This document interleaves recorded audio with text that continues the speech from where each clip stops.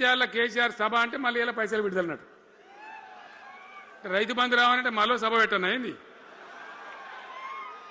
మూడో కిస్తీ రావాలంటే మళ్ళీ ఏమన్నా కేసీఆర్ సభ పెట్టాలి ఇక, అంతేనా? ఇది ప్రభుత్వమా?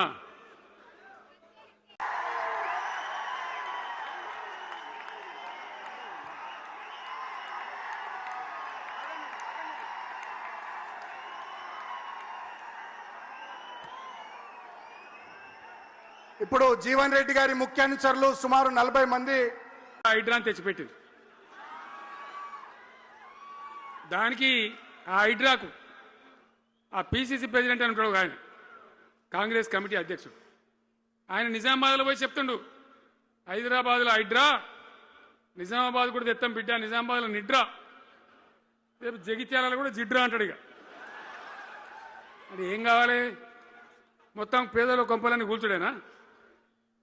కేసీఆర్ రాజ్యానికి వచ్చినప్పుడు 3.5 లక్షల మందికి పేదలు ఎక్కడ ఉన్నారో అక్కడనే పట్టాలు ఇచ్చినాం. వాళ్ళని ఆగం చేయకుండా పాపం గరీబోళ్ళు 3.5 లక్షల కుటుంబాలకు హైదరాబాదు చుట్టుపక్కల వేరే పట్టణాల్లో కూడా పట్టాలు ఇచ్చిన వాళ్ళని బతకనిచ్చిన. ఇలా ఏం కూలగొట్టుడు? అది పుస్తకాలు కూడా తీసుకుని పోరాటాలు చదువుకునేటి అంతే గిరితమా? నేను ఒక్కటే మాట మనం చేస్తా ఉన్నా, గ్యారంటీగా బీఆర్ఎస్ గవర్నమెంట్ వచ్చేది ఖాయం. మొట్టమొదటి రోజులనే ఈ ఐటా అంటోని ఎత్తి అవతల వరేస్తామని చెప్పి నేను మనవి చేస్తా ఉన్నా. తీసేయన్నా దాన్ని, ఐటాన్ని తీసేయనన్నా? పక్క మాటనా? పొద్దున్న లేస్తే కేసీఆర్ చావాలి, నువ్వు 1000 జన్మలు ఇచ్చినా నేను చావనా కొడుకు అనుకుంటున్నావు.